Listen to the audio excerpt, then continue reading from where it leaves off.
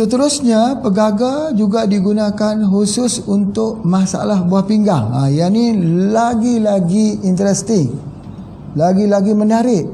Kerana buah pinggang kita, pegaga itu adalah juga sama seperti ginjal kita. Ada dua ginjal kita, ya. Pegaga itu juga kita gunakan pertama sekali untuk radang di atas buah pinggang kita. Selalunya kalau ada peradangan di atas buah pinggang kita itu menyebabkan sakit pinggang yang panjang, yang kuat dan sebagainya. Dan kemudian bukan hanya sekadar itu saja, tetapi boleh menyebabkan kerosakan kepada buah pinggang tersebut. Ini kebanyakan mereka yang mengambil ubat-ubat yang mengandungi aluminium hidroksida. Aluminium hidroksida ini ialah bahan kimia, bahan yang ada di dalam ubat-ubat painkiller. Jadi oleh sebab itu Pak Haji cadangkan supaya ginjal kita ini sesuatu yang mahal harganya. Ya. Berapa harga ginjal kita? Berapa harga ginjal kita? Kita ada dua ginjal. Berapa harga sebelah ginjal kita? Ada RM5,000, ada RM30, ada RM1,000. Sebelah itu kalau ginjal yang elok harganya RM300,000. Kalau yang biasa mereka pergi buat pertukaran ginjal di Guangzhou di negeri China, RM10,000. Kadang-kadang kita tak tahu ginjal siapa. Ginjal orang yang ditembak matikah? Ginjal dalam perdagangan organ manusiakah? Ginjal orang yang dihukum matikah? Kita tidak tahu. Tetapi ramai orang yang pergi buat situ, iaitu pemindahan ginjal, berikan ginjal baru. Tapi kena ingat, tubuh badan kita kalau dia sudah tak sesuai dengan ginjal baru itu, dia bengkak. Selepas kita buat saja pemindahan ginjal, tiba-tiba seminggu kemudian bengkak seluruh muka kita, berartinya sudah tidak tertolong lagi. Inna lillahi wa inna ilaihi raji'un. Apa salahnya kita minum pegaga sehari-hari? Kenapa kita tak mau ambil pegaga? Apakah kerana ambil pegaga itu kita ni malu disebut sebagai orang kampung, orang desa? Pak Haji tak rasa malu orang sebut kita orang kampung? Biarlah. Orang kata Pak Haji kampung. Alhamdulillah. Ya, dengan kampung inilah kita dapat sumber-sumber yang baik daripada alam. Mengkudunya, perianya, kita dapat mendengar bunyi kokokan ayam jantannya, bunyi itiknya, bunyi hujannya yang turun pada waktu malam. Jadi oleh sebab itu maka tidak jadi hina kita, tak jadi rendah kita kalau kita gunakan pegaga. Tak rendah nak. Ambillah, selamatkan ginjal. Hari ini orang membuka tempat-tempat rawatan hemodialisis bagai jamur. Jamur tu apa? Cendawan tumbuh di musim hujan. Daripada Perlis sampai ke Sabah kita telah berjaya. Kalau Indonesia daripada Sabang sampai Merauke, ya, banyak tempat hemodialisis. Sekali hemodialisis tu 4 jam, seminggu 2 kali.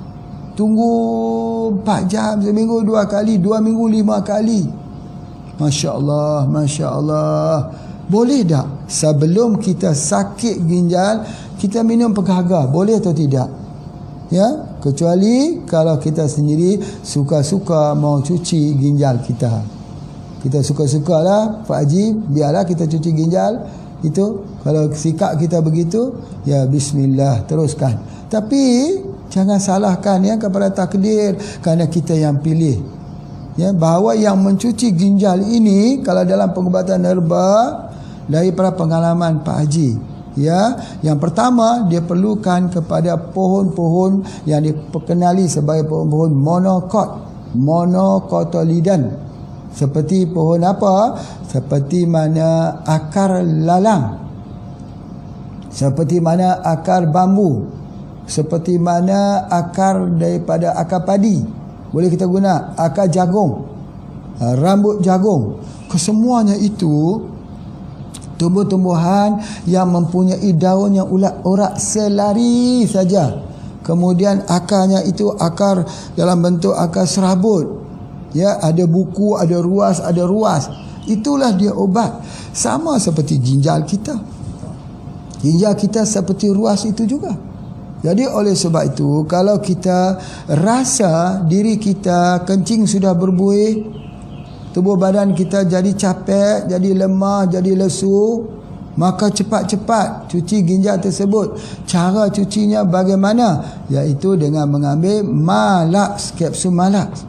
Atau ambil saja akar bambu rebus bersama dengan akar lalang.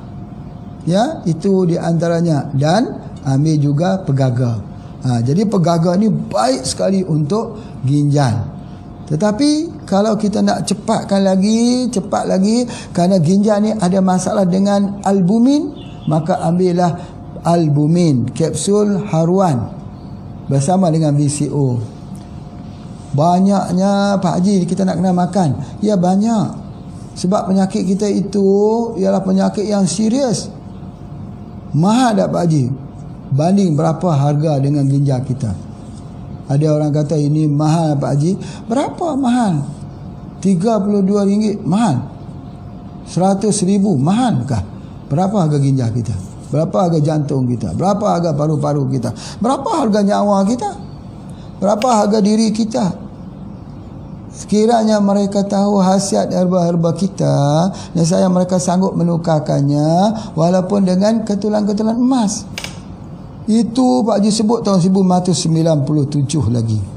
Kalau mereka tahulah herba-herba yang dikeluarkan oleh HPA ni bukan herba main-main, bukan herba gurau-gurau, nescaya mereka sanggup mengeluarkan wang berapa banyak pun. Sebab apa? Sebab ini adalah merupakan satu tradisi pengobatan sambung menyambung, warisan demi warisan, generasi by generasi. Untuk apa? Untuk keselamatan dan kesihatan pada tubuh badan kita. Kalau kita menerima suplemen, kenapa tak boleh terima herba? Kalau kita boleh menerima vitamin-vitamin yang dijual di farmasi, apoteker, kenapa kita tak boleh terima herba? Kan sudah ada vitamin dalamnya. Ya, kalau kita boleh menerima minuman-minuman, junk food, atau makanan-makanan segera, junk food, instant food, kenapa tak boleh terima herba-herba yang kita kenali sebagai herba-herba functional food. Ubah kita hidup dalam keadaan yang lebih sihat. Lebih sihat itu, mukmin yang sihat itu lebih Allah cintai daripada mukmin yang tak sihat. Jadi kerana dengan sihat kita dapat banyak tolong orang sebagainya. Jadi itu yang Pak